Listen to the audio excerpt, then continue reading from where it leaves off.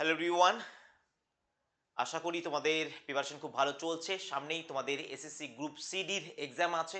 খুব ভালো করে প্রিপারেশন নাও। আমি তোমাদের জন্য বলেছিলাম 25 থেকে 26টা ক্লাস করাবো এই অগ্নি সিরিজে, যার মধ্যে 18-19টা ক্লাস কিন্তু হয়ে গেছে। ঠিক আছে, সমস্ত টপিকগুলোই আমরা কভার করছি। তো আগের দিন আমি পলিটির বেশ কিছু ইম্পর্টেন্ট কোশ্চেন আলোচনা করেছি, আজকেও সেগুলো আলোচনা করব। তোমরা একটু দেখবে যে কতগুলো কোশ্চেন অ্যান্সার তুমি নিজে থেকে করতে পারছো। ঠিক আছে, প্রথম কোশ্চিন দেখো, এগুলো খুব important question.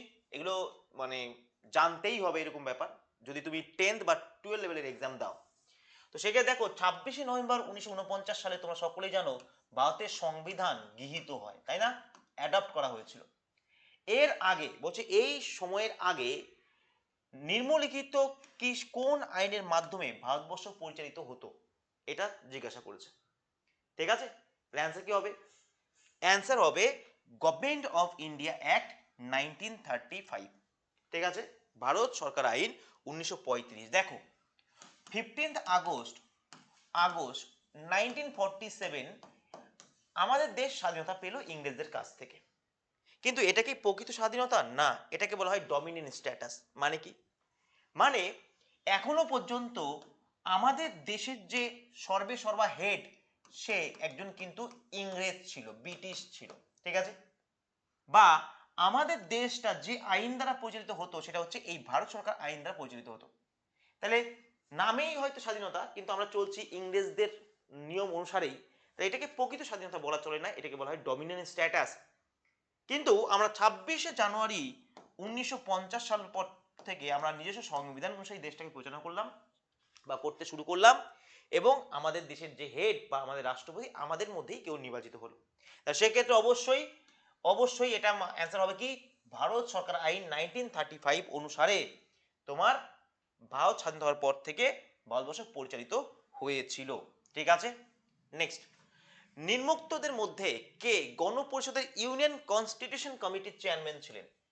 Very very important. গণপরিষদে অনেকগুলো কমিটি ছিল এবং সেই কমিটির চেয়ারম্যান কে ছিল এগুলো কিন্তু পরীক্ষায় দেয়। তো এখানে কোশ্চেনটা হচ্ছে কি, যে ইউনিয়ন কনস্টিটিউশন কমিটির চেয়ারম্যান কে ছিল? ক্লিয়ার? অ্যান্সার কি হবে? অ্যান্সার হবে জে এল নেহরু। ঠিক আছে, যেখানেই যতগুলো কমিটির আগে ইউনিয়ন শব্দটা আছে তার 90% অ্যান্সার জওহরলাল নেহরু। ঠিক আছে, ওকে, তাহলে এটা মাথায় রাখবে, অ্যান্সার হবে জওহরলাল নেহরু। আচ্ছা, কোন আইন দ্বারা কলকাতা, বোম্বে এবং মাদ্রাজে হাইকোর্ট প্রতিষ্ঠিত হয়? কলকাতাতে তোমরা জানো কলকাতা, বোম্বে এবং মাদ্রাজ এই তিনটে প্রদেশ বা প্রভিন্স ছিল মেন সেই সময়ে। তো এই তিনটে প্রদেশে তোমার হাইকোর্ট তৈরি হয়েছিল কোন আইনের মাধ্যমে? Regulating act 1773, piece act 1784, Bharat পরিষদ আইন 1861, নাকি ভারত শাসন আইন 1919? তাহলে অ্যান্সার হবে কি, তোমার ভারতীয় পরিষদ আইন অর্থাৎ ইন্ডিয়ান কাউন্সিল অ্যাক্ট 1861। যদি বলতো ক্যালকাটা সুপ্রিম কোর্ট, অর্থাৎ যদি বলতো supreme court of Calcutta, of Calcutta, supreme court of Calcutta প্রতিষ্ঠিত হয়েছিল কোন আইনের মাধ্যমে? তাহলে অ্যান্সার হয়ে যেত রেগুলেটিং অ্যাক্ট 1773 মাধ্যমে। 1774 তোমার ক্যালকাটা সুপ্রিম কোর্ট তৈরি হয়েছিল। কিন্তু এখানে বলছে কি হাইকোর্ট, তা সেক্ষেত্রে বোম্বে, মাদ্রাজ এবং কলকাতায় 1861 ইন্ডিয়ান কাউন্সিল অ্যাক্টের মাধ্যমে এটা হয়েছিল। নেক্সট কোশ্চিন দেখো, কোন আইন দ্বারা ভারতে কোম্পানি শাসনের অবসান ঘটানো হয়? খুব ইজি কোশ্চিন, বাট ইম্পর্টেন্ট তোমাদের এক্সামের জন্য।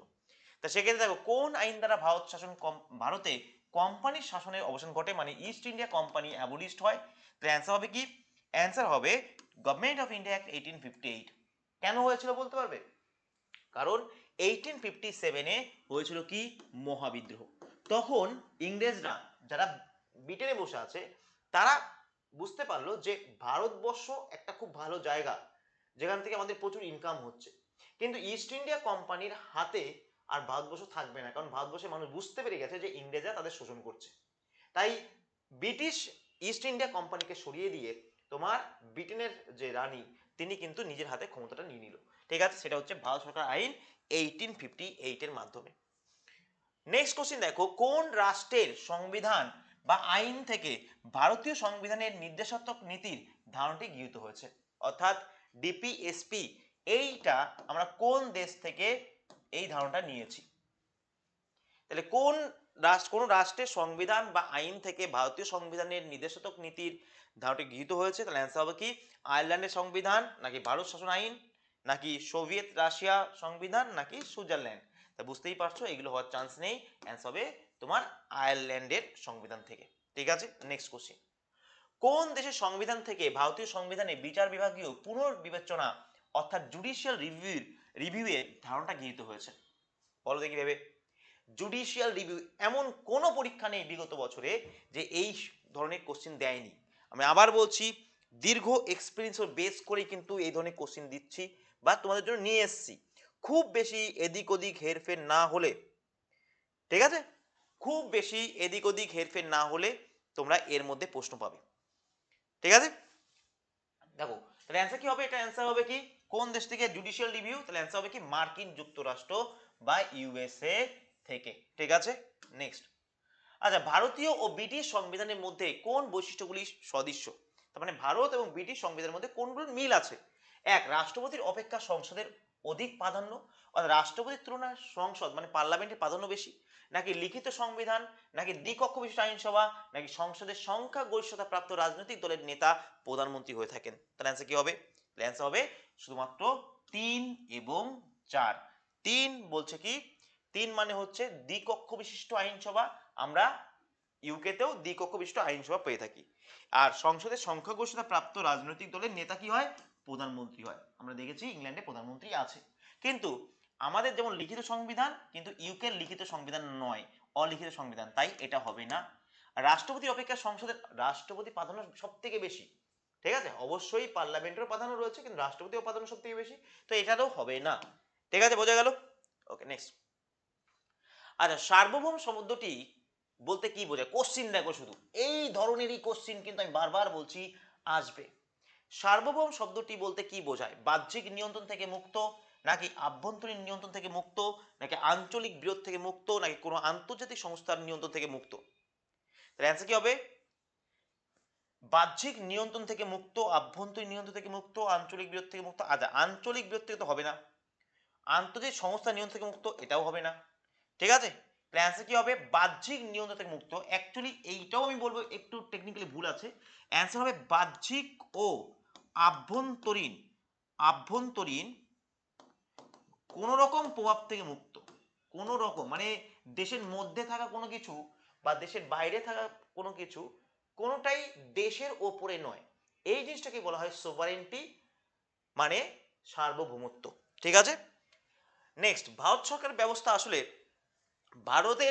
ব্যবস্থা আসলে ফেডারেল ব্যবস্থা, মানে ফেডারেল বলতে যুক্তরাষ্ট্রীয় ব্যবস্থা, রাষ্ট্রীয় ব্যবস্থা, নাকি ফেডারেল বৈশিষ্ট্য সহ এককেন্দ্রিক শাসন ব্যবস্থা, নাকি এককেন্দ্রিক শাসন ব্যবস্থা, নাকি যুক্তরাষ্ট্র প্রতিম অর্থাৎ কোয়াসি ফেডারেল? অ্যান্সার কি হবে? অ্যান্সার অবশ্যই এটা হবে যুক্তরাষ্ট্রীয় প্রতিম অর্থাৎ quasi federal structure. Quasi federal structure মানে যেখানে রাজ্যগুলোর মধ্যে পাওয়ার থাকবে, তাদের নির্দিষ্ট তাদের মধ্যে কিছু বিষয় থাকবে। যেমন পশ্চিমবঙ্গ, আমাদের 3টে তালিকা আছে, কেন্দ্র তালিকা, যুগ্ম তালিকা এবং স্টেট লিস্ট বা রাজ্য তালিকা। প্রত্যেকটা তালিকায় ক্ষমতা ভাগ করে দেওয়া হয়েছে। ঠিক আছে, কিন্তু কেন্দ্রের প্রাধান্যটা এখানে বেশি, কেন্দ্র ক্ষমতা সবচেয়ে বেশি। কোন রাজ্যগুলো চাইলেই এই দেশ থেকে বেরিয়ে যেতে পারবে না। ঠিক আছে, আমাদের কেন্দ্র সরকার বা পার্লামেন্ট যদি মনে করে তা যে কোনো রাজ্য ভেঙে নতুন রাজ্য তৈরি করতে পারে, কোনো রাজ্যের নামকরণ চেঞ্জ করতে পারে। তার মানে এখানে কেন্দ্র সরকারের পাওয়ারটা সব থেকে বেশি, তবে এখানে রাজ্য সরকারেরও কিছু পাওয়ার রয়েছে। এই ধরনের পরিকাঠামো বলা হয় আধা যুক্তরাষ্ট্রীয় পরিকাঠামো বা কোয়াসি ফেডারেল স্ট্রাকচার। ঠিক আছে, তো আমাদের এর অ্যান্সার হবে কি ডি। আবার বলছি, এমন কোনো নেই, ছোটখাটো পরীক্ষা নেই যে এই ধরনের প্রশ্নগুলো দেয় না। আচ্ছা, একটু ভালো লাগলে অবশ্যই লাইক করে দিও। দেখো এই সিরিজটা চালাবো বলেছিলাম, অগ্নি সিরিজটা। কম্পিউটারে কোশ্চিন, ওয়েস্ট বেঙ্গল জিওগ্রাফি থেকে কি কোশ্চিন আসবে, এনভায়রনমেন্ট থেকে কি কোশ্চিন আসবে, জেন্ডার অ্যাওয়ারনেস নিয়ে কি কোশ্চিন আসতে পারে, ঠিক আছে, ন্যাশনাল এডুকেশন পলিসি নিয়ে কি কি কোশ্চিন আসতে পারে, একদম টপিক ধরে ধরে তোমাদের যা সিলেবাস আছে সেগুলো কিন্তু করাচ্ছি। আমার এই পলিটি হয়ে যাবে, দেন আমি তোমাদের জিওগ্রাফি করাবো, ব্যাস আমার কমপ্লিট হয়ে যাবে। বোঝা গেল? ক্লিয়ার? তো সেই জায়গায় দাঁড়িয়ে যেটা প্রমিস করেছিলাম তোমাদের আমি, সেটা কিন্তু আমি কমপ্লিট করাচ্ছি। হ্যাঁ, আমাদের সায়েন্সেও করাচ্ছে একজন ম্যাম, যেহেতু সায়েন্সটায় সেই অভিজ্ঞ শিক্ষক আনলেই বেটার হয়, তাই আমি এনাকে নিয়ে এসেছি। সায়েন্সটাও হচ্ছে তোমাদের, সায়েন্স ইনোভেশন আছে তোমাদের। আর এরপর হবে তোমাদের জিওগ্রাফি, ইন্ডিয়ান জিওগ্রাফি এবং ফিজিক্যাল জিওগ্রাফি, আর হচ্ছে ওয়েস্ট বেঙ্গলের আর্ট অ্যান্ড কালচার। ব্যাস, তোমাদের ফুল সিলেবাস কমপ্লিট এই অগ্নিসিজের মাধ্যমে। ঠিক আছে, ওকে। দেখো, তাহলে একটু লাইক করে দিও, এইটুকু রিকোয়েস্ট। ভারতীয় সংবিধানের প্রস্তাবনাকে কত সালে সংশোধন করা হয়? তাহলে দেখো, ভারতের প্রস্তাবনাকে একবারই কিন্তু সংশোধন করা হয় এবং 3টে শব্দকে অ্যাড করা হয়েছিল। Very very important. কটা শব্দ অ্যাড করা হয়েছিল পরীক্ষা আসে? 3টে শব্দ। কতবার হয়েছে? একবারই হয়েছে। কত সালে? এটা হচ্ছে 1942, 1942 সালে। তোমার কত অ্যামেন্ডমেন্ট অ্যাক্ট? তোমার 1900, হ্যাঁ সরি ভুল বললাম আমি, 42 অ্যামেন্ডমেন্ট অ্যাক্ট, 42 অ্যামেন্ডমেন্ট অ্যাক্টের মাধ্যমে এটা হয়েছিল। ঠিক আছে, তাহলে এটা অ্যান্সার কি হয়ে যাবে? এটা অ্যান্সার হবে 1976। ঠিক আছে, 1976 এর মাধ্যমে এটা হয়েছিল। ক্লিয়ার? আশা করি বোঝাতে পেরেছি। আচ্ছা, কেশবানন্দ ভারতী বনাম কেরল রাজ্য মামলা কত সালে হয়েছিল? Very very important. তাহলে কেশবানন্দ ভারতী বনাম কেরলে হয়েছিল 1973, 1973 সালে। যদি বলা হয় বেরুবাড়ি কেস কবে হয়েছিল? বেরুবাড়ি কেস, অ্যান্সার হবে কি? বেরুবাড়ি কেস হচ্ছে কি 1960, 1960 সালে বেরুবাড়ি কেস হয়েছিল। ঠিক আছে, এই দুটো কেস কিন্তু ভেরি ভেরি ইম্পর্টেন্ট। ওকে, নেক্সট। কততম সংবিধান সংশোধনের মাধ্যমে ভারতীয় সংবিধানের মূল প্রস্তাবনা সমাজতান্ত্রিক, সোশ্যালিস্ট এবং ধর্মনিরপেক্ষ শব্দ দুটি যুক্ত করা হয়? ঠিক আছে, অ্যান্সার হবে কি? 42তম সংবিধান সংশোধনের মাধ্যমে একবারই হয়েছিল। সেখানে এই দুটো শব্দ যোগ করা হয়েছিল, এর সাথে আরেকটা শব্দ যুক্ত করা হয়েছিল, সেটা হচ্ছে ইন্টিগ্রিটি। মনে রাখবে, এটা পরীক্ষায় দেয় যে কতগুলো শব্দ অ্যাড করা হয়েছিল প্রিমবেলে পরবর্তী সময়। অনেকে দুটো বলে দেয় যে সোশ্যালিস্ট আর তোমার সেকুলার। ঠিক আছে, কিন্তু না, তার সাথে সাথে ইন্টিগ্রিটি শব্দটাও কিন্তু অ্যাড করা হয়েছিল। মাথা রাখবে, অ্যান্সার হবে কি? 42তম অ্যামেন্ডমেন্ট অ্যাক্ট, তিনটি শব্দ কিন্তু অ্যাড করা হয়েছিল। নেক্সট। আচ্ছা, সিকিম ভারতের কততম অঙ্গরাজ্য রূপে স্বীকৃতি পায়? তাহলে সিকিম আমরা জানি যে কি, সিকিম 1975-এ ভারতের অঙ্গরাজ্য হয়। এর আগে সিকিম ভারতের কি ছিল? এগুলো আমি করিয়েছি আগের দিন, দেখো এইগুলো আগের দিন আমি করিয়েছি। সিকিমে আগে চৌঘল রাজবংশ রাজত্ব করত। তো প্রথম দিকে সিকিম যেহেতু খুব ছোট স্টেট ছিল, প্রদেশ ছিল, তাই সিকিম সে তার প্রতিরক্ষার যে দায়িত্ব সেটা ভারতের উপর দিয়েছিল। অর্থাৎ ভারতের সিকিউরিটি, কমিউনিকেশন এগুলো ভারত দেখবে। পরবর্তী সময় সিকিমের মানুষজন দেখলো যে ভারত খুব তাড়াতাড়ি ডেভেলপমেন্ট করছে। ঠিক আছে, এবং সিকিমে আস্তে আস্তে গণতন্ত্র প্রতিষ্ঠিত হলো। তারপর প্রথম দিকে ছিল প্রোটেক্টরেট স্টেট, তারপর হলো অ্যাসোসিয়েটেড স্টেট। সিকিম ভারতের অ্যাসোসিয়েটেড স্টেটে তৈরি হলো।